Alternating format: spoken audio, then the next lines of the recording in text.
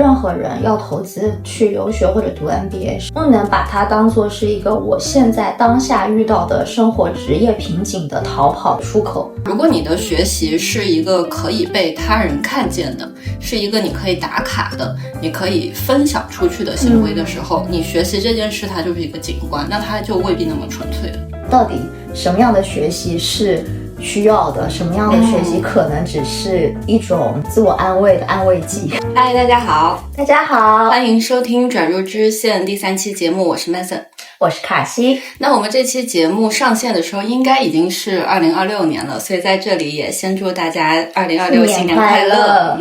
那说到新年，其实我们上一期的话题就是在做2026年的新年规划，但是我知道经过我们上一次1个多小时的长聊之后，其实你又有了一些新的想法。对对对，其实我很感谢那次聊天，包括你对我的很多灵魂拷问。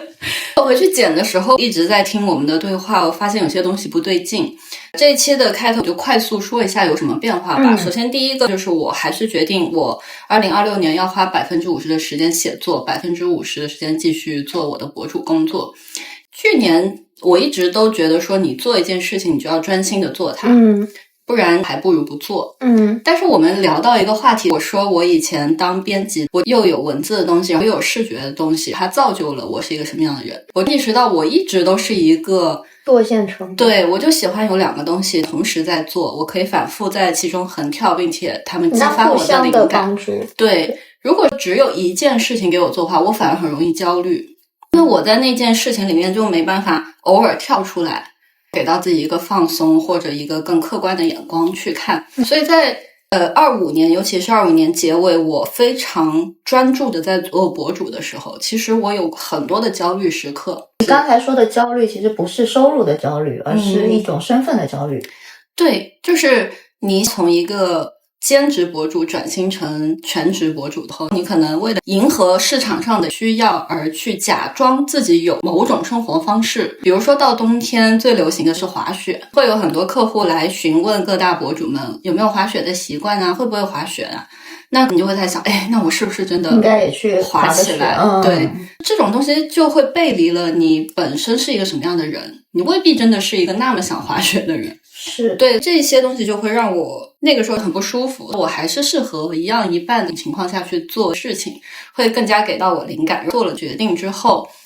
过去的这一周我就整个人状态都不一样了，就很快乐，又拍了很多博主的工作，又给某一个杂志写了一个封面故事，整个人就一下子充沛起来了。所以这个决定给我的感觉应该是正确的。是，其实就是上一次我们聊的时候，你很坚定的说你要可能先放下写作，100%做博主的时候，坦白说你身上就散发了一点牛马的味道。对对对，而且有一种不情不愿的感觉。我刚好想到以前有一个人他说，如果一个决定给你的感觉是正确的、安全的、高效的，那么很可能这个决定是因为社会上的规范促使你去做的，而不是真的是发自你内心的。当我在跟你解释我为什么要做 KOL 把文学放下5年的时候，都是出于一个正确也是有点被规训的感觉，对，是那样的角度。对，这是一个最大的变化。然后还有2个小的变化，当时你也有问到我说为什么我的 flag 全都跟事业有关，跟生活好像没有关系。我回去也在想说，我这人怎么没有生活？我就意识到可能是因为做博主了以后，你真的没有生活了。你的怎么说呢？就是你的生活都是为了要出一个内容，你没有那种活在人设里。对，活在人设里。有一个词叫身份认同劳动，它英文是 identity work， 它说的就是你为了要维持你的某一个对公众表现的你的身份，你要去做很多的工作、生活方式、外表、行为模式。博主就是一个24小时不下班的身份认同劳动者，导致我生活中做的所有事情其实它都变成了工作。Right. 所以我新的规划还是给自己列了一些跟我的工作完全没有关系的事情，但这里就不展开讲了，都是一些很个人的事情。最后一个小点也是我们聊天启发到我的，就是我给自己定的目标变成了一些半年度和季度的目标。因为我发现年度目标还是不太有利于你去 check 进度，所以公司们要求月报季报有一定道理，是有一定道理的。对，好像更牛马了我，但是我想这样应该会更高效一点。那当然，那肯定是这样。对，所以这是我的3个变化，就快速跟大家更新一下。好，那我们回到这一期的内容吧。我们这期是要聊什么？我想聊学习。为什么要聊学习？因为我发现一个事情，就是自从我失业之后，大数据好像抓到了我这个状态，开始给我疯狂的推各种的课程啊，比如嘞？比如什么有声书如何录制啊，大家可能平时偶尔也会刷到，但是在大数据捕捉了我身份变化之后，开始给我推大量的这种课程，或者是如何起号的教程。对，我就会注意到原来这个领域其实有很多人是被焦虑推着走的，因为你离开了一个体系之后，解构了一个身份之后，你可能就会出现这种我现在得干点什么，但是我又不知道我干点什么，这个时候课程就来了，你就可能想去做一些貌似正确的事情。加上我自己大概近10年的工作履历里面，我是在这个高等教育行业里面做，我其实非常清楚高等教育行业里面的人群，还有产业链，还有院校端的一些事情。我在过去的工作生涯中聊过、接触过、见过非常多的处于比如说生活发展、工作转型、行业的转型而需要去进修的这些人群。其实我自己也有一些观察跟心得，我觉得学习这个问题我们可以把它拆开来聊一聊，到底什么样的学习是需要的，什么样的学习可能只是一种自我安慰的安慰剂。好适合新年的话题。对，因为新年大家肯定也都会开始，比如说像听了我们上一期节目的也开始立一些 flag， 可能也要给自己加一些码。那到底怎么去衡量我该怎么学习，或者我需不需要去学习，其实也是我们今天想去聊的话题。OK， 那我们从哪里聊起？我觉得可以聊一下我过去经常被问到的2个大问题。第一个就是我要不要去读 MBA，第二个是我要不要留学。Okay. 因为现在社会上你真的提到学习或者提到职业的一些瓶颈，第一反应还是这样子的2个大问题出来。我当年有职业瓶颈，说我也是去留学。对，那要么我们先讲 MBA 吗？可以啊。MBA 其实是一个，我把它叫做学习产品。那很多人，尤其是这2年，大家会去说 MBA 蛮水的，你就是过去混个社交，你其实学不到任何东西，而且又非常贵，它没有什么价值，或者它的价值没有以前那么大了。这个说法对不对嘞？我这么说吧，你如果把它当做一个产品来看，这个产品其实在我看来，它过了它跟市场衔接的最好的那个时期。如果商学院是一家公司，商学院去做了一个产品，这个产品叫 MBA， 这个产品出现在市场上已经超过60年了。我换做别的行业，不是教育行业，比如医药行业，比如科技行业，任何一个行业推出一个产品60年，你都可以想象这个产品它应该是脱节了。如果你是医药行业、科技行业或者其他的生产制造行业，在这60年中，你一定是大量的投入研发成本去迭代你的产品。但是我坦白说 MBA 这个产品并没有迭代吗？作为一个产品，它可能在课程的细节上一定是一直在调整的，比如说它在前几年一直在融入数据分析的东西，商业分析的课程，这2年肯定就是去说一些 AI 的课程，这个一定是在做小规模的迭代。但是这个产品本身它其实是脱节的。为什么脱节了？因为曾经的这个经济市场、商业社会里面，最牛的是什么？是职业经理人。MBA 是对应职业经理人的黄金时期的。那它给到大家的一个教育的方向，也是培养你作为一个高级的商业管理人才、职业经理人所需要的东西。但是看看我们现在周围最热门的商业人物，有哪一个是职业经理人？是对耶，都是企业家、创业者、科技巨头。对，原来为什么职业经理人很被追捧？我记得其实是从通用公司 GE 开始，杰克韦尔奇啊什么的会写很多管理学的书。那个时代在我看来已经过去了。好像是。那所以相对应 MBA 这个产品，它还是在把你培养成一个优秀的职业经理人的这条路，它就没有以前的那个光环了，因为大家的偶像不再是职业经理人，你仍然可以做很好的职业经理人，只是这个光环没掉了。所以 MBA 这个产品的黄金时代，在我看来是已经过去了。不是说它不好，但是它真的已经过了黄金时代了。那么过了黄金时代，没有光环之后，要去看的就是非常客观的实用性的这个产品到底适不适合你了。那它在这些年里面到底有没有变得更水呢？从质量上来说，我觉得水这个印象是因为有越来越多的机构和学校开设了这个课程。最开始可能是一些美国的顶尖的商学院，它开设这个课程，它当然是非常高质量的。那这些商学院至今仍然也还是非常的高质量，只是2线、3线的学校，全球越来越多的学校在开设的时候，把整个质量的平均分给拉下来了，可能大家就会有机会接触到一些所谓水的项目。但并不代表说你去读一个哈佛的 MBA 它是水的，这个还是能理解要帮 MBA 正个名是在这里。就是水到底是 MBA 真的是有非常好的学校，有非常不好的项目，那你怎么去挑呢？我会觉得，如果是你对自己的认知是我还是想要提升一些很具体的商业思维的能力，或者是我在社交方面有这个需求，我想去融入某一个圈层，我本人也是非常适合去做 networking 的人，那你当然可以考虑 MBA， 这个是没有任何问题的。但是如果你还带着比如说10几20年前的这个光环的，觉得我现在遇到困难了，我去读一个 MBA 出来，我一定可以解决我现在职场上这个困难，或者是我读完一个 MBA 出来，我一定可以得到一个薪资的大提升，或者我人生的就走上成功之路，期待值可能就不太能被满足了。我其实一直很想问，就是 MBA 里所谓社交的这部分，假设一个 MBA 课程价值10块钱，社交的部分其实值多少钱？哇，这个问题好难答。我觉得看你是什么基础进去的人。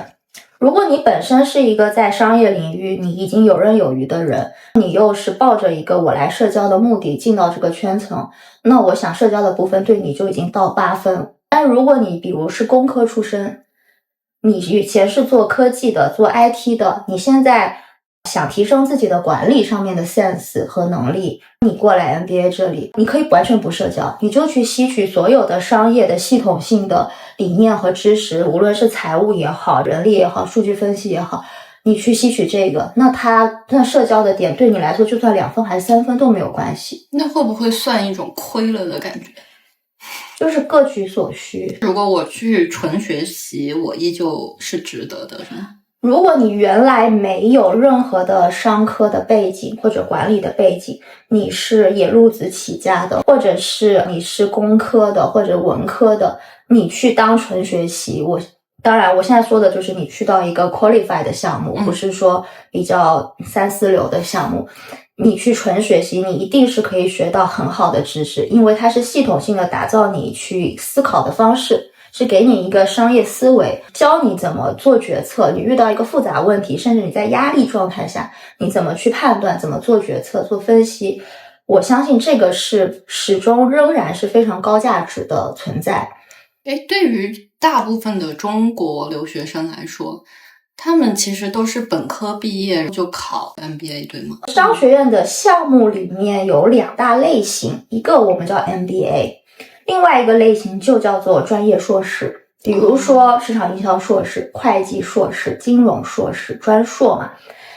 中国大学生本科毕业后没有任何工作经验，直接可以申请的一般都是专硕。 MBA 还是主打面对一些稍微有一点点的职场经验，我们会叫做 young professionals。 我为什么要说 MBA 已经过了它最黄金的这个时间段，是因为我真的见到了很多的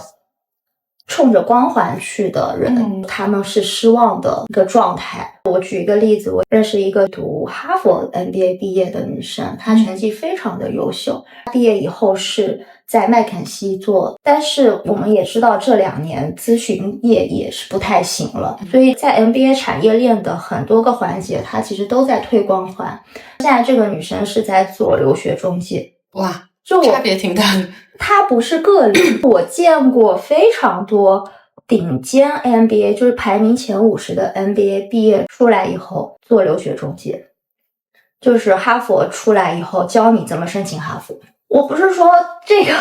有什么错或者有什么不对，我相信也是非常的帮助到人，我相信你也可以赚到很多钱。但是我想你当年读哈佛或者你当年申请这些顶尖项目的时候，你对自己的人生期许应该不是这样。那我现在就会提出，你在你付出巨大的努力，读哈佛申请哈佛申请顶尖的 MBA 一定还是要付出巨大努力，而且你读下来也是巨大的努力。在你付出所有的这些巨大的努力之前，先想清楚这件事适不适合你，它能不能给到你要的东西。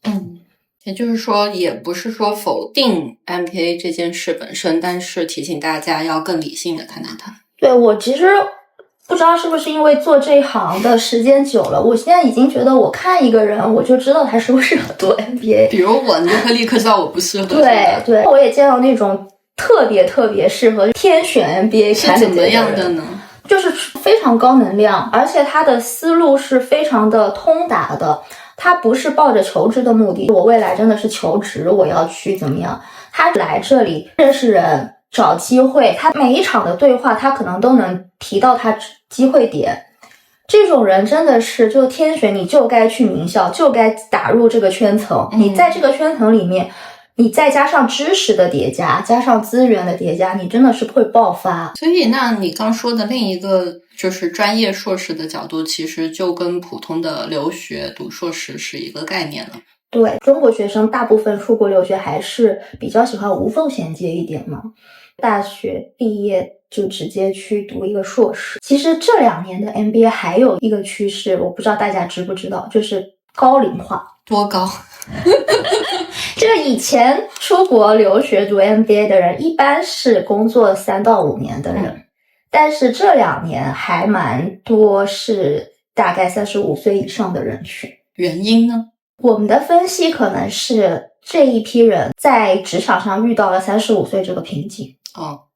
而且他们想通过出国读 MBA 彻底的进入到一个 global career track， 就是我可能在美国读了 MBA， 我就在美国找工作，我在法国读了 MBA， 我就在法国找工作，而不是像因为很多大学生他读硕士回来他是要回国找工作，所以现在是有这样一个趋势，就是 MBA 稍微的大龄化了一点。但其实这总体来说也都可以纳入留学这个范畴里去聊。如果说 MBA 越来越水的话，留学最近也是大家会觉得越来越水。我还是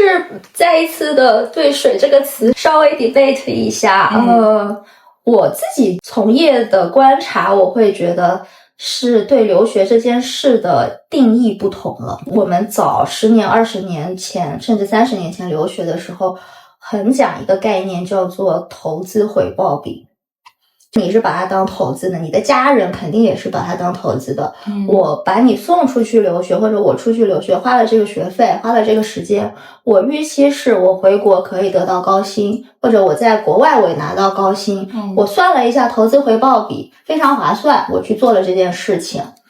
那么我发现现在的年轻人、大学生们，他们已经不把它当做投资了，它就是一个生活方式的消费，是我的一个生活选择。很多年轻的同学跟我聊天的时候，他们去国外，英国也好，法国也好，他们很大的一个目的就是我去体验一下这个生活方式，我去看看那边到底怎么样。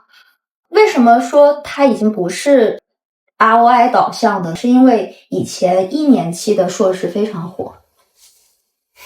因为1年的时间你就可以获得硕士学位，这个在投资回报比上是非常高的，无论金钱的投资还是时间的投资，所以以前1年期的硕士是非常火的。但你再去问现在的大学生，他会说我为什么只待1年？我就是想待2年，对，我就是想多体验一下。这个就变得非常多了。所以这是一个对留学这件事情观念的转变，是我的一个观察。那我觉得是一个非常好的现象，我们中国的孩子多出去外面看看，感受一下，体验一下，不要目的性那么强，觉得我一定要怎么样，我就要进世界500强，我去读了书我就要怎么样。我觉得这是一个更成熟的市场心态。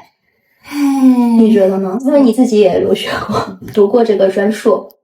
我其实觉得它当然也是一个好的或者新的看待它的角度，但是里面也有很多无奈的东西。那如果说我可以在看世界的同时又得到很好的投资回报，那当然更好了。但是因为投资回报这件事它就不 work 了，所以我不得不换一个角度去看，说那好吧，我再看看这件事里我能得到一些什么别的经验。包括说如果国内的一些大公司，或者我们开这个播客一开始说的那种主线生活，如果他们没有那么要求留学经历，没有那么要求硕士，可能我看世界的方式也不一定是去留个学去看，因为其实对于很多家庭来说负担还是很大的，所以我觉得里面还是有蛮多无奈在其中。你说到无奈，我觉得也是对，因为现在我们看到以前最顶尖的清北的学生肯定是要出国的，现在可能最顶尖的他未必会选择留学，他可能考公或者是保研各方面的选择就会多了。但是我自己还是蛮积极的，因为我看到为什么大家可以把留学不当投资当消费，是因为我们的普遍的经济实力还是相对强了的，而且我可以有更多元化的选择，我可以相对没有压力的去选择一种见世界的方式，而不是说我去读书了之后，我每天都在想着说我未来的就业要怎么把这笔投资给拿回来。我还蛮羡慕这一代的同学们的。从积极的角度来说，像你刚提到越来越多35岁以上的人去选择做这件事，不仅是孩子们可以换一个生活的环境，成年人想要彻底换一个生活的环境、国家，甚至你未来的职业方向，你至少也还有留学、求学这条路可以走一走试试。对，不然好像真的也没有别的办法。这个可能是非常好的一条路，但是成本也其实非常的高，尤其是对35岁以上的人来说，他的机会成本是远高于所谓的金钱的成本。我想听听你的留学心得。你是在香港读书的吗？其实香港现在就是大热，现在还热吗？现在非常的热。我整个留学的过程其实也印证到你刚说的一些不同阶段的变化。我是本科毕业工作了2年之后才想到要留学，因为我的家庭就是普通的城市里的这么一个家庭，对，所以我从来没有想过要留学这件事，因为我觉得留学要花好多钱的。我本科毕业我就去工作了，我就经济独立了。到我想留学的时候，是因为我当时的男朋友，也就是我现在的老公，他在美国留学，我就去看他这个也是好的关系，其实真的有带你去看更大的世界。我记得我当时上班，然后做一些兼职的写作的东西，攒到了飞美国的机票钱，我就去了2次美国看他，其中也有1年在美国待了很长时间，整个暑假我们到处去玩，到处去看东西。那个时候就让我觉得我好像也想要体验一下，我也想要留学，我也想要有更高的学历。于是我就先开始考英语，我最开始就是考托福的，因为我想的是要不要也去美国。但是后来确实从经济角度啊、时间成本角度去考虑都有点不太合理，最后就是用了托福的分数去申请了香港。那年我只是想试一下，我是6月份才申请的，已经是最晚的时候了。6月底就拿到了 offer， 当年我就去上了。那个时候去上学的心情，一个就是我的恋爱经历给到的启发，另外一个我确实也有一定的学历焦虑，我还是感觉到越来越多企业它需要研究生。是的，对，在我们 fashion 的领域，时装媒体，它还特别要求是海外留学回来的研究生。是的，它要你看过世界，看过西方的这些时装最发达的国家。对，所以我也抱着学历焦虑双重的因素，我就去香港了。我去香港确实很高效的，因为香港说1年，实际上真正上课我感觉连1年都没有。对，然后像我们学文科的，其实最后也是写一些论文，你就可以拿到那个文凭。但我确实是有一些别的体验，比如说我们当时选了一个课程是公共关系我学的是传播与新媒体。公共关系其实不属于我的那套系统里该学的课，不是你的必修课。对，那个老师给我蛮大影响的。她是一个亚洲女性，很长一段时间是生活在德国，嫁了一个德国的老公。她是一个非常自由的人。那个时候我还不知道女性主义是什么，我完全没有这个概念。她上课的时候就经常跟我们聊一些东西。她说她的外婆要求她2件事，第一件事情是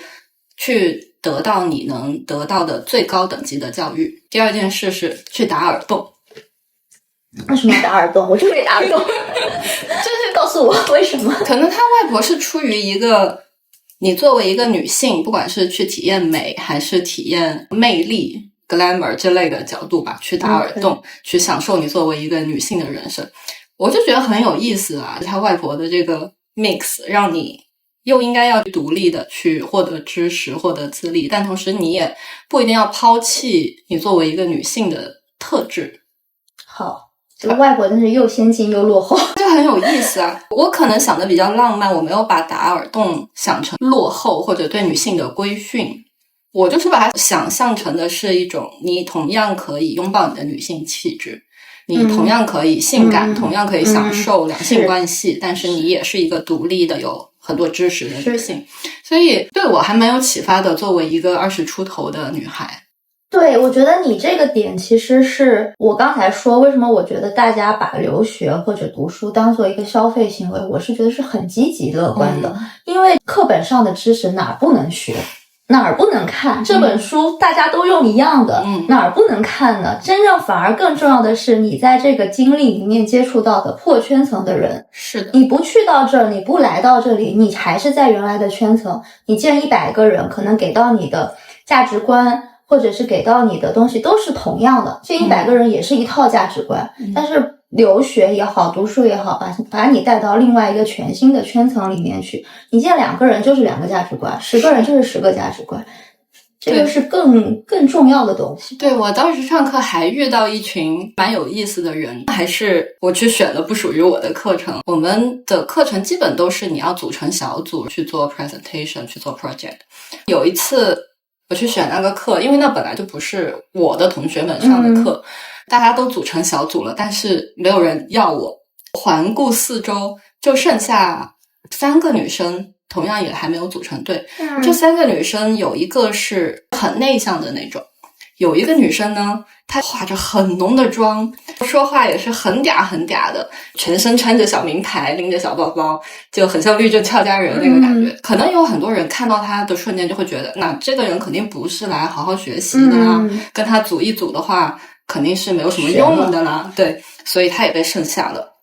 还有另外一个也是很漂亮的女生，那我们漂亮女生都被剩下了。对，漂亮女生都被剩下了。为什么？可能那时候大家多少还是觉得偏见，对。那我们4个就只好组在一起了。我一开始也蛮忐忑的，但整个学期下来，我们4个不要太开心了。我们做所有的项目都超级有创意。我刚才说那个像律政俏佳人的女孩，她很投入的去学习。但是它不是那种古板的学习，它真的就像那个电影里那样，一边玩着一边打扮着，但是一边就把学习的事情认真的做掉了。我们有超多的创意去做我们的 presentation， 那个老师也超爱我们，给了我们超高的分，我们得到很好的一个成绩，而且我们也学到很多东西。这也是让我意识它是打破了你的一些偏见。对，所谓人不可貌相这种话你从小听到大，但是我是在这件事情上才真的体会了一次什么叫人不可貌相。是的。对，所以这些经历都是整个过程中更有价值的地方。相反来说，你听我那个课程名传播与新媒体，新媒体有什么好教的？你小心你的项目老师听到这一段招生老师要哭了。我觉得他们自己也还是清楚啦，因为很多东西都在变化，他们的课件拿出来都是蛮老的东西。是的。对呀，已经跟不上每天在变化的所谓的新媒体。而且很有意思的是，当时我们整个专业是可以选不同的 stream 的，有一个 stream 现在看来选了的话蛮好的，就是去走这种大数据分析，去建各种模型，也去学了一些跟编程等等有关的东西。也不好，已经被 AI 取代了。突然和解了是吗？对，和解了。我当时没有去选这个，因为我不感兴趣。你不感兴趣。但是后面的几年里，我一度觉得，哎呀，后悔了。对，你现在一说，我又和解了。我觉得你这个就让我想到我刚才非常想讲的一个点，因为无论是 MBA 还是硕士，都是一个大学里面的学习产品。大学不是来教你职业技能的，大学教的就是思维方式。如果你的期待值是我进去以后我要学到非常具体的职业技能，那你可以去上职业学校，你可以去技能类的学校。大学，如果你对大学的期待是我要学一门手艺，大学不适合你。也对，因为现在压力太大了，包括学校的招生的项目的压力非常大，他们就会去强化说你来学了我这个东西对你的就业有什么帮助，我就业率是多少，我才能去排名，我去 QS 上排名。学校也蛮惨的，要背这些东西。但是我们回归一下大学的本质，它真的是来教你一门技能一门手艺的吗？从来都不是。所以就像你刚才说的，我觉得你在大学里面，你这个项目里面，你学会了一些传播表达和新媒体的沟通的方式方法和你的 mindset，这个是最重要的，包括它打开了你的一些新的认知，这个是非常重要的。至于技能哪儿都能学，什么时候都能学，而且技能是最容易被迭代的。也有道理，不过我的整个经历也挺典型的，虽然我收获到了一些这种闪光点，但我也确实没有把我的时间利用的100%，因为我那时候香港的学费我妈妈是给我的，但是她就给了我10万块，刚好够交学费，我记得。香港生活费也很贵的。对，生活费和房租等等的费用都是我自己出的。那我那时候工作了2年，我虽然有一定的积蓄，但还是不够，所以我是在上学的同时继续在写稿，去赚我的生活费和房租。那很厉害了。所以有一些老师的交流我没有搞得很深入。我有一个在研究生期间认识的很好的朋友，他就是去参与了其中一个他很喜欢的老师的项目，后来就一直跟着走到现在，他就是在做一个国际的新闻工作者，全世界的去跑，去接触很深刻的东西，我还蛮羡慕他的。如果那个时候我能够利用到这一方面的，其实就是跟你喜欢的老师有交流，也是你说的这个范畴的其中一种。如果我把那个利用的更好，会更有价值一些。当然这个东西也没有办法去计算，没有办法。还很典型的一个就是我一开始去读也是有学历焦虑的嘛，我拿了那个文凭回来以后，就接到我们第一期说的，我来到上海上了3个月班，我就辞职了，我就变成自由职业者了。所以我就一直拿着这个文凭觉得很尴尬。他并不能帮你卖简历了，因为你不需要了。对，他其实应该是还能帮我卖简历的，但是变成我不需要了。我妈就一直问我说，你花这么多钱，你拿一个这个东西图什么？你图什么？你都不去大公司上班，你不是浪费了吗？对，你妈就是很典型的 ROI 的思维。对，所以蛮典型的，就是你说的整一套过程。早期的那个思维。对，我也是花了蛮长时间才真的让自己意识到，那个文凭不是你去留学的目的，那个过程才是目的。我已经得到了一些东西了。对，你是因为你知道你留学的目的是什么，然后你得到了，所以你满足了。那我觉得很多人是懵懂的，所以会有人比如说花了钱读完以后还要说，哎呀，浪费时间，都是水说。那是因为可能你一开始没想明白我的目的是啥，以及这件事情能不能达到这个目的。所以我会觉得，如果你真的要投资，任何人要投资去留学或者读 MBA 是一笔巨大的钱和时间的投资的时候，一定要想清楚，不能把它当作是一个我现在当下遇到的生活职业瓶颈的逃跑的出口。它不是一个逃生路口，它是一个你真的需要充分去想明白这个事情以后去做的一个成熟的决定。这样你2年后1年后你不会后悔，而且你能够因为你的目标比较明确了，你能够充分的去利用这个平台给到你的东西。对，不过我当时真的就是把它当一个逃生路口的。拿到 offer 前那段时间，其实我还有点蛮抑郁了那种感觉，因为我工作了2年后不是就辞职了，做了一会儿的 freelancer， 有点迷茫的。你失去了平台，失去了社交，年纪轻轻一个小姑娘在一个陌生的城市里，你又感到很孤独，男朋友又在异国种种的各种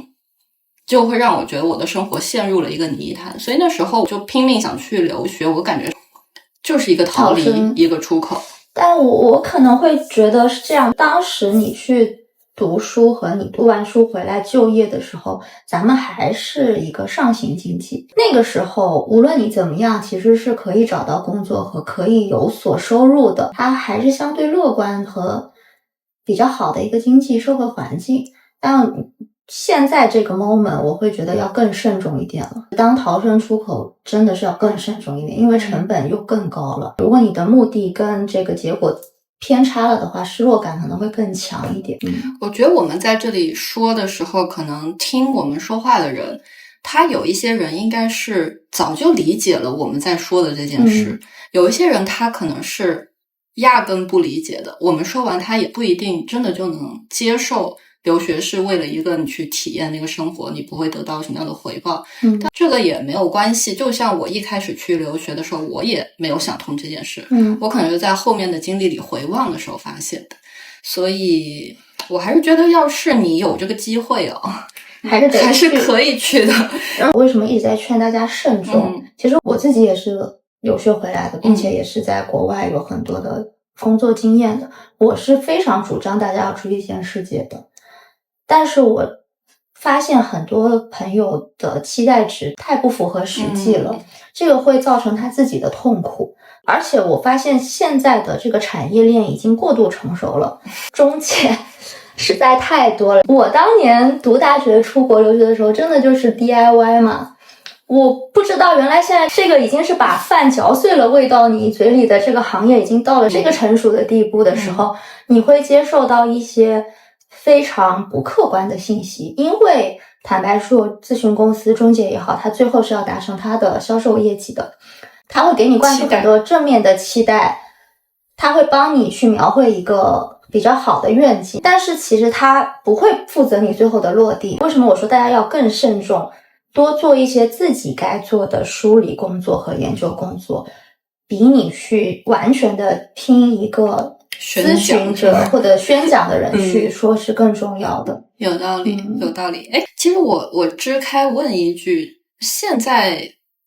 DIY 的人还多吗？因为我当时也是 DIY。我其实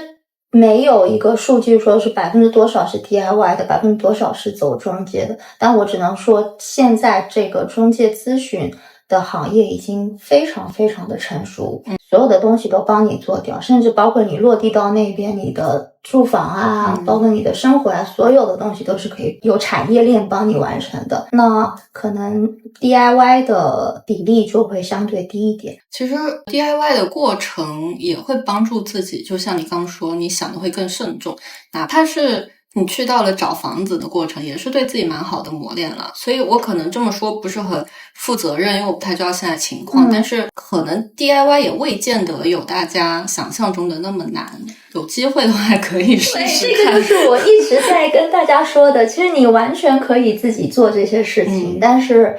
我们现在在一个不同的时代了，这个时代也有它的特点。回到刚才说的，如果出国留学成了一个消费品，我有能力去购买更多的服务，我有能力去买一个 Plus 的 service，why not？ 也是。除了这种学历啊或者大投入大成本的这种学习方式以外，我们说学历教育之外，其实现在有非常多的非学历教育，各种课程。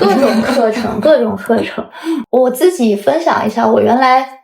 工作的时候，我会去上那种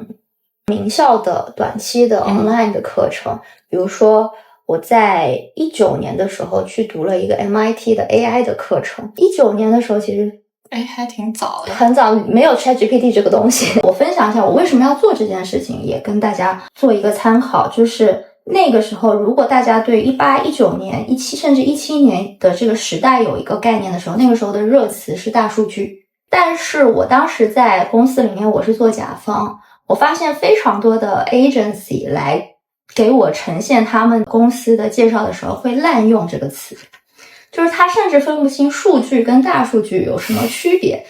只要这个词 fancy 好听，我就堆上来，我就说我有这个能力。一时间当时各种贩卖大数据概念的机构也好，或者是各种的个人也好，层出不穷。你回忆一下那段时间，应该是那不就是我正在焦虑为什么我没有去学大数据的年代吗？我就发现，其实我需要一个正确的对这件事情的认知，我需要一个不是忽悠的。当时的信息量多到我已经不知道哪一个是有泡沫的，哪一个是真实的，所以我想去获得一个来自可靠渠道的关于大数据、关于 AI 的一个系统的信息和教育。所以经过了一些筛查和选择，我选择了 MIT 的 AI 课程，因为在那个领域 MIT 是研究这个最好的一个机构。那我也得到了我想得到的东西，大概是花了6个月的时间，就每一周都有课程，也要交作业，也有小组讨论，也有助教会给你有各种的 feedback， 最后要写这个结案的这种小的论文，就是要完成一个小 project。整个过程做下来，我觉得充分的达到了帮我从零到完整的构建对 AI 以及 AI 在商业领域的应用的一个理解。以及在这个里面，因为我们还有小组讨论，有分组作业，有论坛，虽然它都是线上的，但是你还是接触到老师，接触到同学。那么在这种互换观点和合作中，我也是获得了很多的收益，包括后来去美国还见了一个我当时一起上这个线上课的同学。这种类型的课程，如果大家能够去有这个能力去完成的话，我会非常推荐，因为它的质量是可保证的，而且它是非常有针对性的给到你当下你想学的这个知识点的东西，从效率角度上很高，你不需要去学一个2年的 course 去获得这个知识，而且可以立刻帮你排掉所有的泡沫或者是不可靠的信源。所以现在我对于比如说 GPT 的出现，自然语言 machine learning 所有的东西，我是没有说它是横空出世的，或者它能做到哪个程度，或者不能做到哪个程度，我其实很早我就有一个判断。我觉得这个是非常有帮助的。那我后来也通过这个方式去学了比如说UCLA 的数据科学的课程，也是对我有所帮助。大家如果要选真正想好好的学一个知识点，尽量去选名校本身自己提供的一些短期的线上的课程。贵嘛，是稍微会贵一点，但是它的品质是有保障的。但是后来我没有那么多的钱了的时候我没有那么多预算的时候，我也会去考虑一些其他的，比如说 Coursera 这样的在线平台。我之前有跟你聊过，我在这里记笔记呢。我就说你刚说那段话的时候，我说有一个死去的记忆突然开始攻击我。对啊，你当时介绍了我这个平台，说可以上去学课程嘛，它好像也有部分是免费的，对吧？然后也有一些价格还 OK 的课程。它基本上有一个大逻辑，就是如果你不要证书都可以免费学，如果你要证书，你可能是你要一个 certificate， 你可能要付钱。你之前花大钱的那些都有证书的是吗？都有证书的。那如果后面再求职，那些东西也是蛮有用的吗？我暂时没有感觉到它的用处。就是对你当下的工作和你理解世界有作用。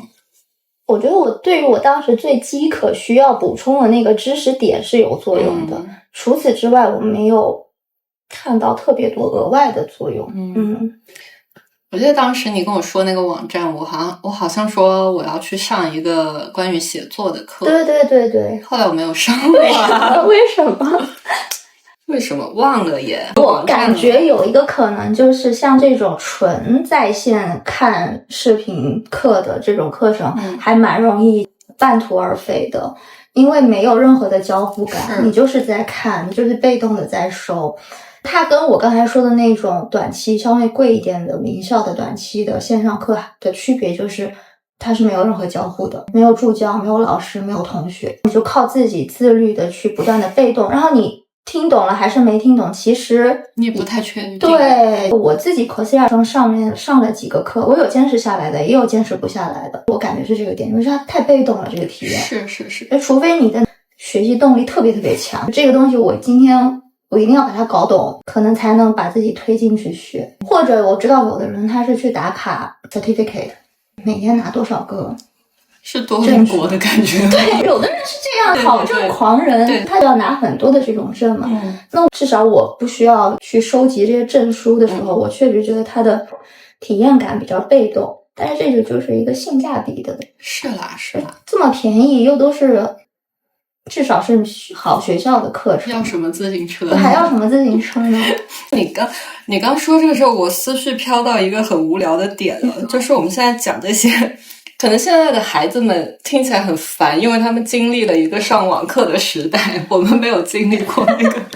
上大学也要上网课。为什么 Coursera 现在的问题就是它没有交互，就是因为大家太渴望跟真人交互了。我觉得 Coursera 在中国做不大，也是很大一个原因是这个。而且我要说到这个词水，因为我今年还在上 Coursera 的课，我就发现了它比我前5年6年前去上课的时候，它的课程内容水非常多，里面变成是各个教授或者老师们自己给自己打广告的平台。他可能上着就说，哎，你需要去我的个人网站去注册一个账号，做一个什么测试，或者说你要买这本我出版的什么书。我在视频网站看很多类似的课程也是这样的，他就讲一个让你尝到一点甜头，突然就开始可以到我的网站看。对，5年前6年前可能 Coursera 还很少有这种水课，但是今年我发现80%都会开始变成教授个人。这个说到底就是我一开始也有记你说到的这些东西，最后它就是变成了一个产品，无可避免的成为一种消费品。对，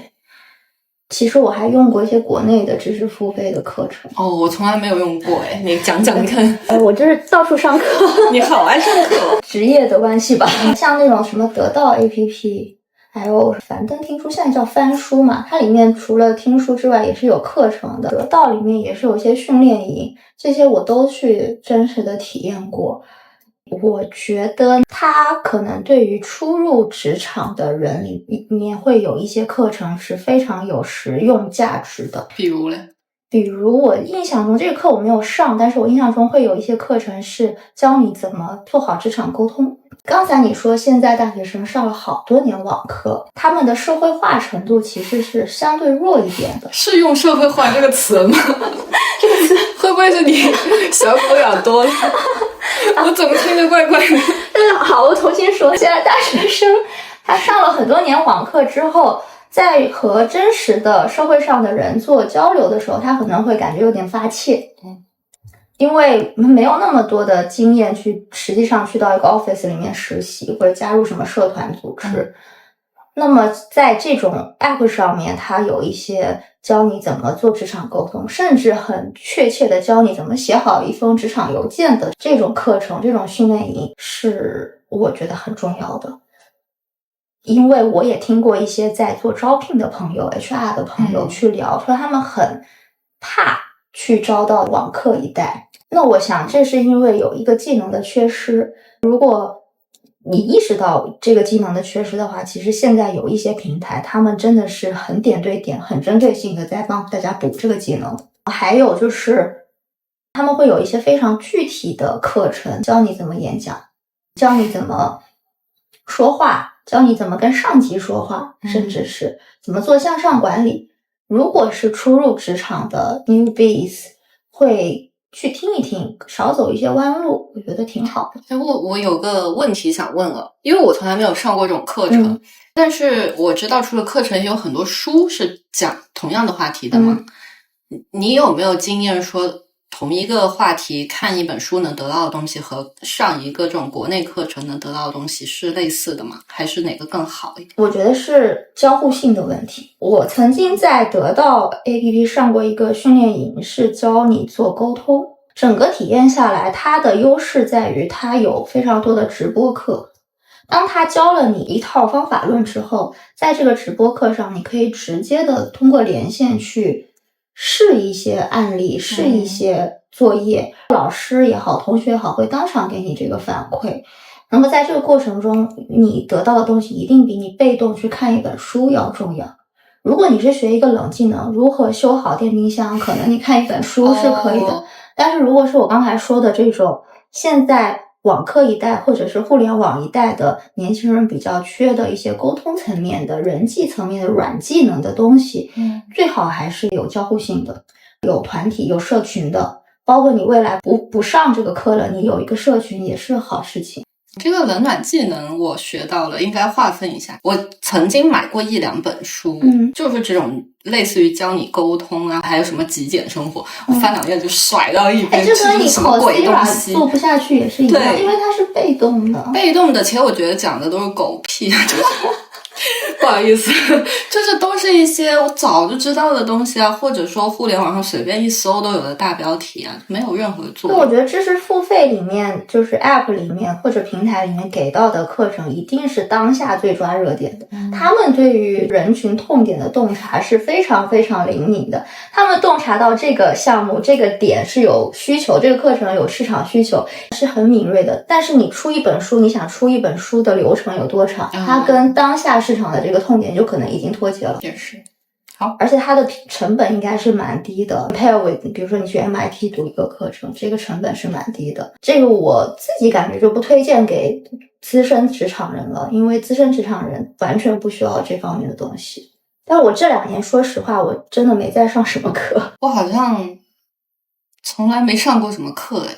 啊，是吗？那你但是你上一期的时候，我听你也在说你在学习做视频啊，学习什么的，你应该没有停下来知识迭代啊。是，但是从来都不是以课程的方式，好像都是在做事的过程当中。首先你是开放的心态，你觉得你可以去学新的东西。第二个，你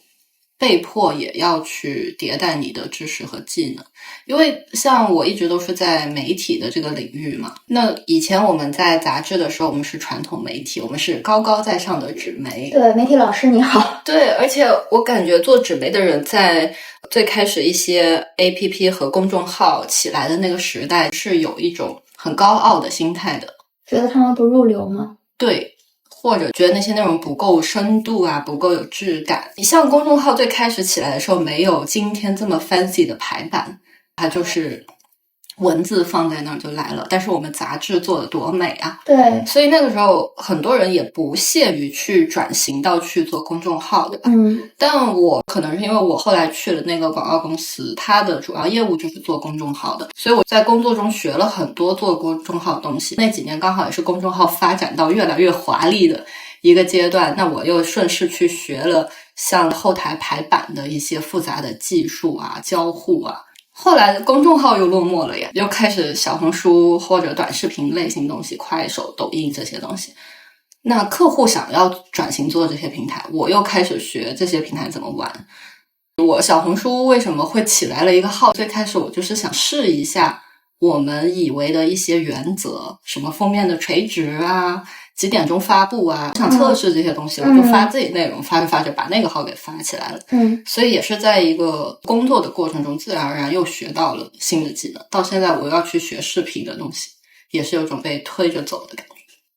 我自己在做媒体的时候，我确实也没有上过什么课程，主要也是边工作边学习的一个状态。后面开始上课程的时候，我反而是在脱离媒体行业的时候，我觉得可能媒体有一个优势，就是你永远在接触一些最新鲜的、最前沿的，包括你刚刚说，因为客户有新的需求，客户也接触到最新的东西，它push你去学东西，这个是媒体的一个很好的优势。但如果我不在媒体行业的时候，其实就像我第一期的时候说的，你就是一个工具。这个工具就只要有实用性就可以了。现在有多少个公司会给你认认真真的做有未来规划的培训呢？就没有。那反而是自己要对自己有要求，那我才开始了各种的上课的这种自我的安排和提升。所以我觉得媒体还是蛮好的，怀念媒体。是，而且你这么一说，我发现我其实在每一次写一篇文章的时候，都在学一个新的知识。我记得很早以前我们做一个别册，那个设计师他还蛮小众的，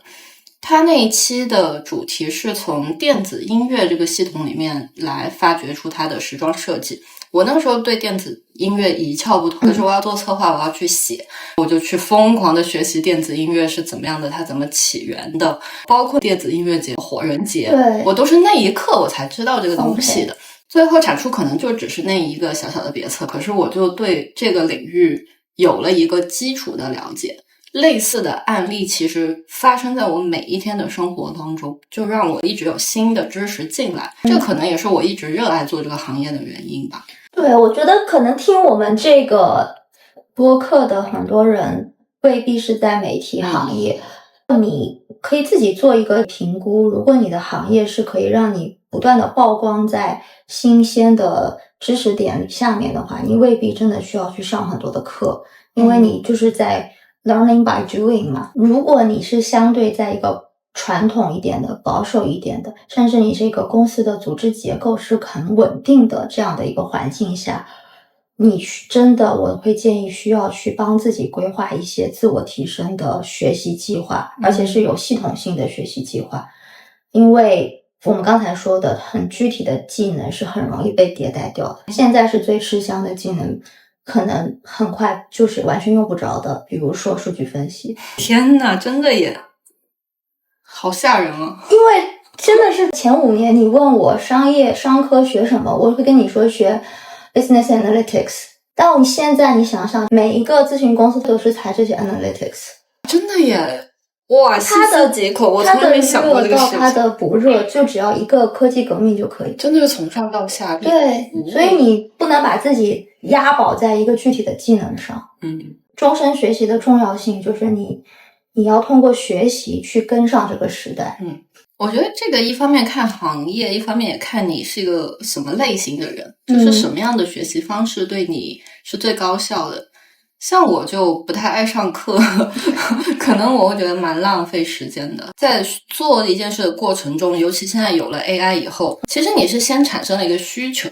这个东西怎么搞我不会，然后我立刻去问 AI 或者去社交媒体去搜索，就会得到解决方案，我就照着做。可能说你上过系统课程，如果说能做100分的话，我只能做到个70分，但也蛮好的。这个学习效率对我来说就很高。这个在于就是从效率角度来说，有的人很擅长去搜索有效信息，然后屏蔽掉无效的一些干扰，那么他通过自己的去搜索，不需要上课，他就可以获得这个知识。但是从时间成本来说，如果有一个比较可信赖的来源帮你已经提前筛选好了可信赖的信息，你只要去他那一个信源里面学，也是很有高效的一个方式。那么就取决于这个相关领域的知识在市场上面，它的信息质量到底是好还是不好，它的垃圾信息干扰的程度高不高。有道理。就比如我当时为什么去学 MIT 的课，是因为当时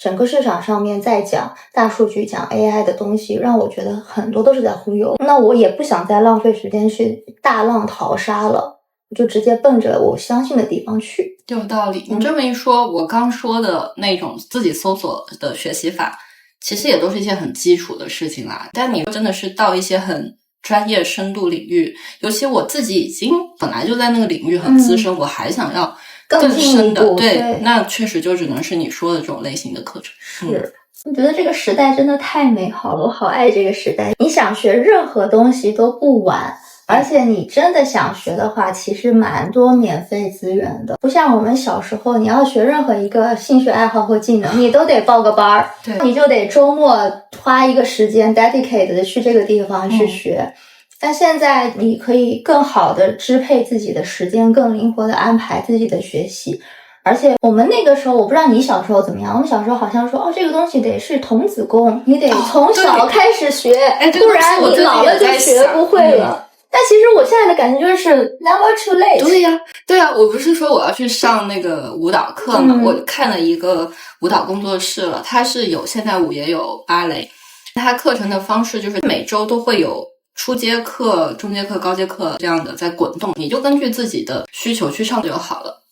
它不是一个线性的说你跟着要必须一路上去，你可能买了30节课，20节都在上基础压腿的课也可以。然后当时在想，哇，我竟然敢想象我要去学芭蕾耶，以前都是说这都是童童子功，功你当年没，你现在骨头都长硬了，骨头就是这句话，你怎么可能再去？但我都30几岁了，我还去学这个。我朋友圈有一个很年长的、很优雅的女性，我看到她也在学芭蕾舞，她应该60几岁了，也好美学的。这时代真好。以前的人如果想象自己是一个中年人，怎么会还觉得要去学一个跟身体有关的东西？我老公也说，他如果之后不太忙了，他要重新把网球捡起来，因为他小时候学网球的。而且以前好多那种传统的东西，就是讲说你得拜师，现在就是名师就在 B 站，最厉害的老师不要钱的在 B 站。你是不是在 B 站学了很多兴趣上的东西？我不一定是 B 站，我是一个写字很难看的人，所以当我说我要学书法的时候，没有人相信。你有过哦？我以前真不知道你字什么样哎，我现在的印象就是你字写的超级好，好到我震惊住。但其实也就是这几年，我突然就想学书法了，而且是软笔的书法嘛。然后我真的是完全没有上任何课，也没有拜任何师，我就到处看这种视频。B 站也看，抖音也看，没事儿干就看别人怎么写字，老师怎么说，陈建中怎么教，小红书也有嘛，甚至现在还有书法的直播，就这人啥也不说，他就在那儿写，一个镜头怼着，你就看他怎么用笔，就看他怎么弄。我就是通过这种东摸西凑的方式学了几年，现在也大概还 enjoy 这件事。你问我老师是谁，我也没上过班，我也没有拜过师。是，而且尤其这个只是我们的兴趣嘛，就更不在乎有没有师承什么。我现在想，小时候为什么一定要去上这个班或者拜这个师？因为我小时候学钢琴也是要去拜老师，让老师看看你的手，什么让你哼哼你的乐感，就是双向挑选嘛。我现在想想，可能是因为那个时候有考级，你还是有一个很功利性的目的去的，你就好像要费老大的劲，从童子功开始练，拜名师、上课、投资。但现在咱们无论是学跳舞、学弹琴、学书法，就是悦己，就是为自己，不是为了去参加跳舞比赛，为了登上央视的舞台，你就是为了自己。我也不是为了有一天去参加书法展，对吧？这个过程就非常有松弛感，这个时候可以获得更多的纯粹的学习的快乐。那比如说你在职场，你做的一件事情肯定是要做好它，那你上课的时候不会有那种感觉吗？如果我学的不够好就不开心，我一定积极升级打怪，你不会啊？会。我还以为这个东西是，我就会想说，我本来是一个写字这么差的人，我但凡能把毛笔字抓起来，我就已经赢了。那如果你学了这么长时间没有写好呢，你会很沮丧的。可能如果我现在把我写的字贴出来，别人仍然会说你写的什么玩意儿，但是我周围的朋友亲人对我的鼓励就是哎呀你写得好好呀，你把字放在 show note 那我就觉得足够了。而且写字我写完的纸其实也就是扔掉了嘛，其实这个过程比这个结果更重要，就是我进入到心流的过程，进入到很平和的一个思绪状态的过程也很重要。我为什么想要写字？我发现我看字帖的时候，我会进入到一种很愉悦的这种大脑，非常愉悦。我看别人的字帖，我就觉得哇真漂亮，心里真舒服。我觉得这种愉悦就足够了。所以你是先有过这种愉悦，然后才想着要去写字？我是先看了几本字帖，我觉得我这字写的这也太舒服了，我全身都通畅了，看他的字。所以有时候什么东西让自己快乐或者自己能做得下去，其实是有很明显的感觉。我刚问这个问题也是我想到之前我读过那个 Fran Lebowitz， 他就讲说为什么现代人这么喜欢去上课。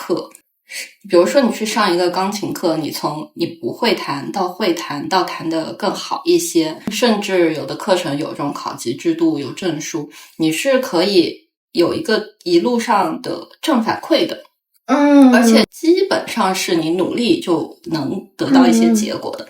这种感觉在成年人的世界里太少了。对，所以大家很喜欢在课程里找到这种慰藉，对，和现在很多人去健身其实是差不多。对呀，就是因为可控的正反馈，就努力就有回报，已经是很珍惜的一件事情。但是还有一个误区就是。我会在想，会不会有人把学习当作是逃避现实的方式？会，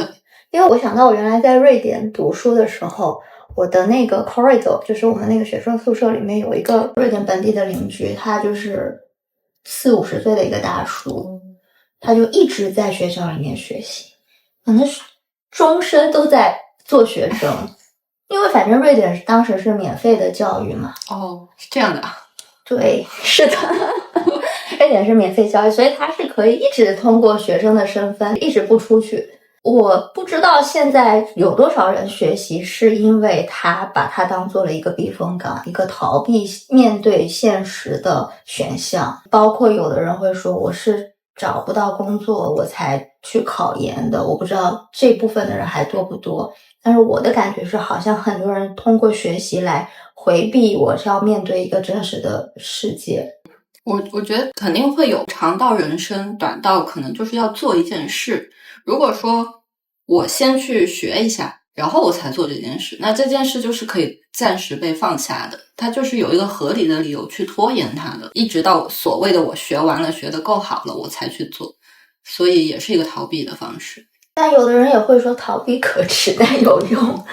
或者是我逃避过一个不好的经济周期我再出来，我不知道这个有没有效果。又说回我开头说的，就是我不在工作之后，大数据开始不断的给我推各种的课程，会让我去想是不是也有人是因为突然间没事做了，就想去做一些所谓正确的事情，就会去投入到一些目的不明确的学习。大数据推来的课程都是一些能赚钱的那种，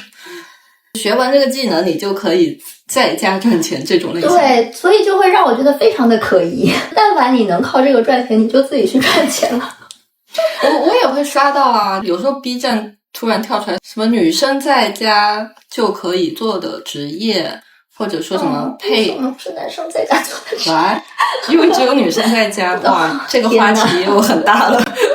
还有就是一些配音课程，对，配音课超多的。别的课我不知道，但配音课我求大家不要去上。你怎么你已经上过了？我没有上，但是我跟大家说，专业科班出身的配音演员，他们现在的收入情况和行业情况也不容乐观，何况你只是一个半路出家去上了这样一个短期课的人呢？我不用去上，我就可以做出这样一个判断。再说现在不都是 AI 配音？对，真的变得很快耶。是，这有声书根本不需要人去读呀。我是1年前还是2年前就已经看到这种配音课程了，但是真的现在应该没有人再去上了吧 ？AI 有。为什么我说你如果看到一定把它划走，不要去上？因为它已经变成了一个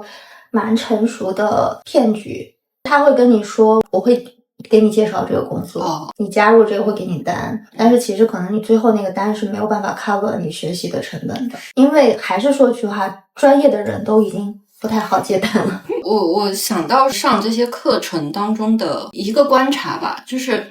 你不是有很多兴趣爱好吗？其中一个爱好是你开始弹古琴。对，我当时就问你说你去哪里上课？抖音。对，他就跟我说他去抖音上课，说啊，因为我以为你会去报一个班儿，在一个就是很 fancy 的琴馆，有茶有焚香在那里弹琴，结果不是，但你就很自得其乐的去看一些课程，包括你说你选那个琴也是看一个直播课程。对，然后我想，如果我要开启一个什么样的兴趣的时候，我第一反应就是我应该去报一个班儿，在一个实体空间。对，后来我就意识到，有的情况下我想要去报那个班，也不是真的为了我想学那个东西，而是我想有一个我在上兴趣班，我在上课的这样一种状态。这件事情它不管是被打造成了一个很时髦的生活方式，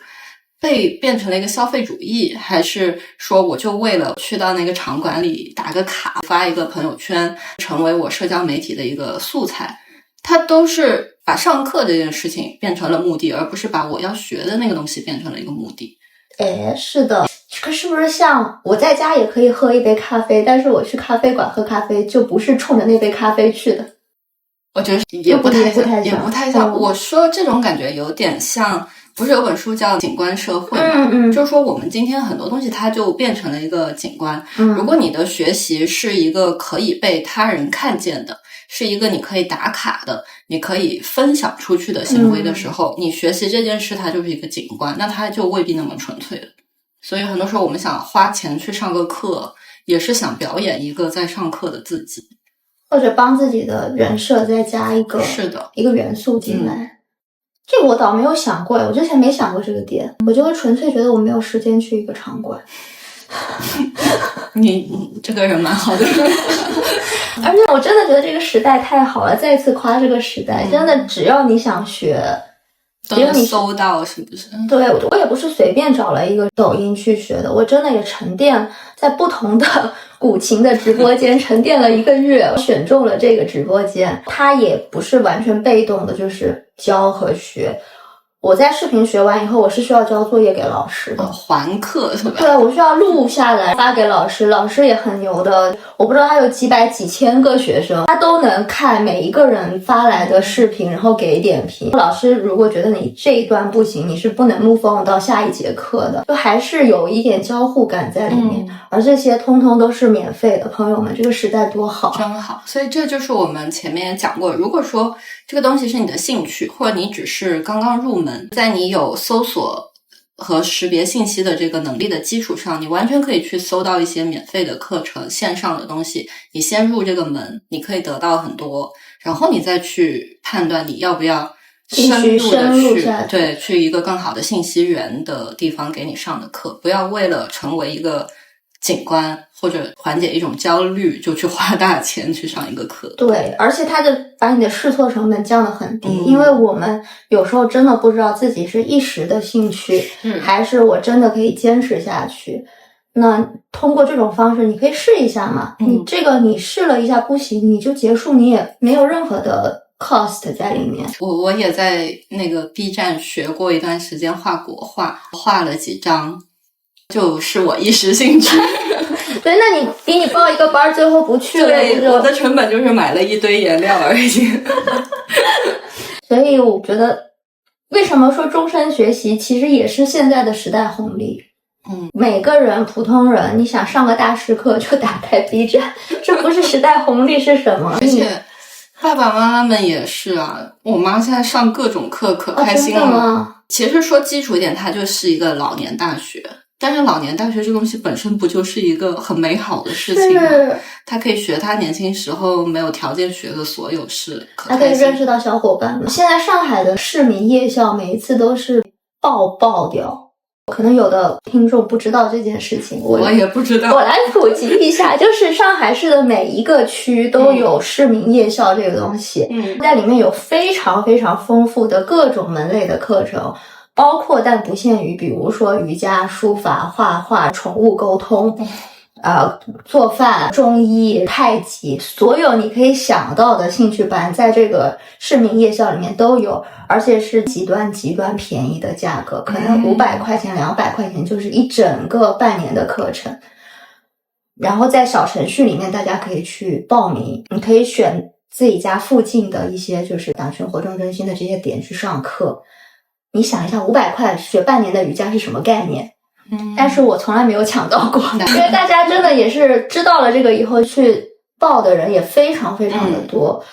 我只是觉得我们这一波人，只要你想学，这个社会是给到你所有的渠道和条件。蛮好的，小时候真的是因为没有这个经济条件而不能去学很多兴趣的东西，现在好像而且我们在打破一个那个观念，就是这个东西你小时候没学，你以后也学不了，你永远可以去学，永远可以学，没有童子功。我前几天还看到不对，等一下，我要求生欲说一句，对于那些专业的有童子功的人，对，我们还是 respect， 我们现在是自娱自乐的学习。对，我们只是仅仅探讨是兴趣和自娱自乐这件事。我前几天看一群阿姨们，她们是这种老年银发留学，去海外去学一些比如说美术啊、油画呀、艺术鉴赏什么的，都是退休的一些阿姨们。我觉得我也很羡慕，比如我们年轻的时候没有机会去意大利学什么文艺复兴，对。但是 why not 就是退休以后去欣赏和学习文艺复兴呢？我们现在就约定我们银发的时候去一下。所以真的是非常美好的时代，那非常适合想学习的人。差不多我们其实也就聊这些了，要不要总结些什么呢？我的总结就是时代很美好，大家要想学就去学，途径和方法有非常多，唯一的一个要注意的就是不要仅仅是被焦虑的心情，比如说我现在失业了呀，我不知道做什么事情，我就盲目的去投入到一些有成本的甚至可能是有风险的学习项目里面去。我突然想问个问题，你生活中有那种不学习的人的例子吗？我们在这儿讲了那么多终身学习，不爱学的人到底是什么样？我生活中有完全不读书的人，就是不能看书，不能看字，就是没有任何阅读能力的人。那他也有别的学习方式？对，他可能通过视频去学习 I don't know。 我仔细想了一下，我却没有太发现我周围有不学的人的案例是什么。介于我们其实今天探讨的学习的定义还蛮广的。我又想多加一个点，我之前曾经也去学过一些语言的学习，比如德语啊什么。我当时学的目的就是因为我想要锻炼我的大脑，因为我觉得人在锻炼自己的身体的时候，你可以去健身房，但是你的脑神经怎么被锻炼呢？就必须得通过一个很系统性的学习来刺激它，让大脑也得到一定的锻炼。这种学习就在我看来，我会把它定义为是必须是有深度和有系统性的。那刚才我们说的就是没有人不在学习，是因为学习的概念非常的广，就是你听个播客也在学习，你刷个小红书也在学习，你看个视频也在学习，只要你获得了新的信息，你就是在学习。那我可能想说的学习不是这种学习，而是有目的性、有持续性的、有系统性的一个会用到你大脑的深层的东西的学习。是，这种蛮难保持的了。那如果是说你刚才问说你身边有没有完全不学习的人，我觉得我可能说的是这一类，这个还是有的。理解，这样确实是啊。那我岂不也是这种不学习的人？那你不是在上视频的课吗？好吧。但是锻炼大脑确实是一个得一直让自己做的事情。对，因为我常觉得我们的大脑的开发还是少了，很不够的。你肌肉什么的就去健身房撸铁，那脑子怎么办？我们就是聊了这么多，来收个尾吧，就是说一说新年，刚好今天新年第一期嘛，你有什么学习计划？真是个好问题。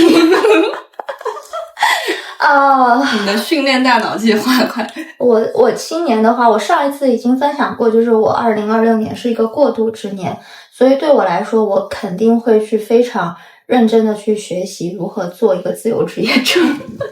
那我的学习对象就是 Manson。 交学费。OK， 还有吗？你呢？我会学什么？我首先要去学跳舞，这个已经是半确定了。等过完年去吧，现在太冷了，有点不太想。我还会学什么？我有一个东西想算学一学的，我想更深入的去学一些艺术领域的事情，但它不一定是我去画画或者去捏一个雕塑，而是可以概括为艺术史或者艺术评论的东西吧。我想去了解这个体系。我之前的职业其实一直跟美是有关的，可是我每次去美术馆也好，看纪录片也好，我都是为了找 reference 去的。不管是我们拍杂志片，还是后来我做自己的穿搭的这种美学灵感，我从来没有真正的去浸泡在艺术当中。这一两年天天翻各种 reference 已经很枯竭了，都是一样的东西。我突然就很想跳进艺术的海洋去，所以今年我觉得你有点像是就是浅层的兴趣在了，但是系统性的想要提纲挈领的拎出一套东西，可能查缺补漏一下这样的。对，而且我总觉得那个世界里还有一些就是跟我们表面看到的美学呀、时装呀、风格啊完全不一样的东西，一些没有被大众媒体报道过的东西。我现在已经开始在看一本书，它叫《艺术界的7天》，它就是从7个角度去讲了艺术界会发生的事情，比如说拍卖，比如说博览会，比如说艺术课程、艺术奖项，还有艺术家的工作室等等的这种。我看了一大半了，觉得那个书蛮好的，所以后面可能还会每个月都学一些吧。我觉得未来我们的播客里面也可以去分享一下学习的成果是怎么样，跟大家汇报一下。以后每次开篇就先说你这2个星期什么，好吓人，压力来了，人家立刻取关这个播客。对我来说，我反而26年要非常慎重，不要盲目的投入到某个学习，因为我现在不在一个体系里面了，用学习去填补某种焦虑情绪，或者用学习去填补某一个空白，反而是应该是搞清楚沉淀一下自己的需求点到底是什么。那么也听听看大家有没有什么关于学习的我们聊了蛮想法多的学历学习啊，在线学习啊，还有一些兴趣爱好的学习，包括是我们看到的一些坑的学习，对，以及学习或者课程它变成了一种产品，一种消费的陷阱，一种景观的表现等等的这些议题。大家在26年有什么学习计划，或者是听完这期播客有什么新的想法，都麻烦留言给我们。好，那我们这期内容就先到先这样啦，谢谢大家，记得订阅我们，拜拜，拜拜。